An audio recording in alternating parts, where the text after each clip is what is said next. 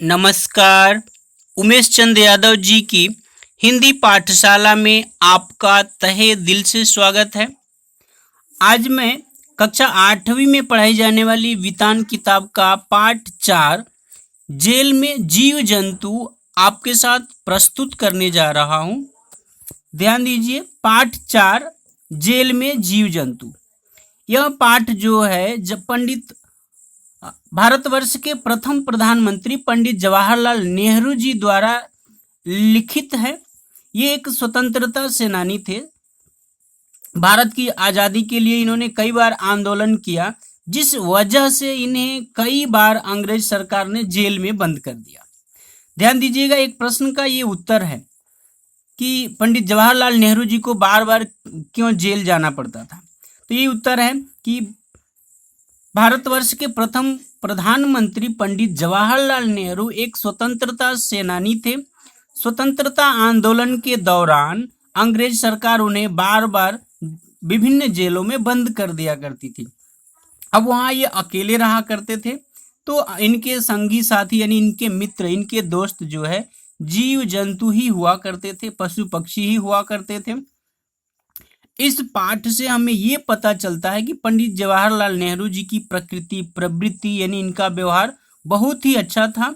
इनका पशु पक्षियों से भी बहुत ही लगाव था।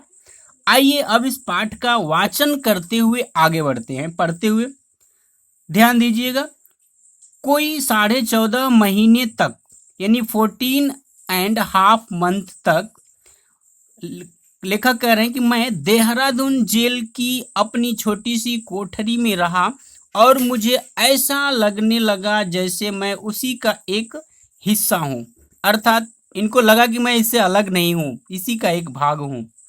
उसके प्रत्येक अंश से मैं परिचित हो गया। सब कुछ इन्होंने जान लिया। जेल में कहाँ पे क्या है इनको पता चल गया, क्योंकि ये बार बार जेल में जाते थे। उसकी सफ़ेद दीवारों और खुरदुरे फर्श के हर एक निशान, फर्श जो है उस पे बहुत ही खुरदुरा था, यानी गड्ढे थे, कहीं ऊंचा नीचा, सॉफ्ट नहीं था, बहुत ही रफ था। तो खुरदुरे फर्श के हर एक निशान और गड्ढे उसकी सहतीरों पर यानी लकड़ी के लगे हुए बीम के तौर पे सपोर्ट के लिए मोटी मोटी लकड़ियां लगाई जाती हैं। तो कह रहे हैं कि उसकी सहतीरों पर लगे घून के छेद, उस लकड़ी में घून लग गए थे और उन घूनों ने यानी घून, वो जो छोटे छोटे कीड़े हैं, उन्होंने उसमें होल बना दिया था अपना घर। तो कह रहे हैं कि घून के छेदों से मैं परिचित हो गया था, यानी इनको बड़ा अच्छे से पता चल गया था।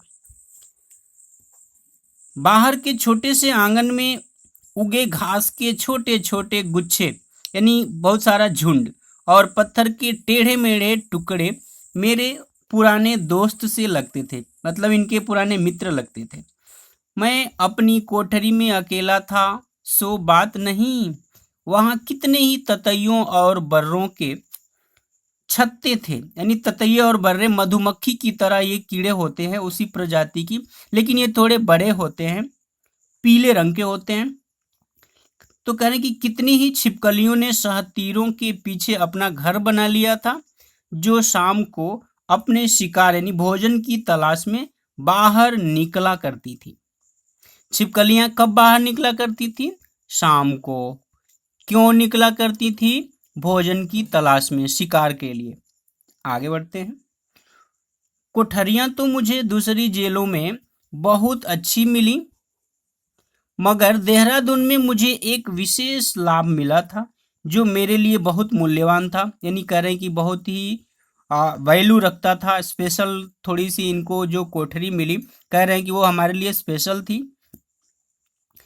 असली जेल एक बहुत छोटी जगह थी और हम जेल की दीवारों के बाहर एक पुरानी हवालात में रखे गए थे, लेकिन थी वह अहाते में ही। कह रहे कि लेकिन वो अहाते में थी।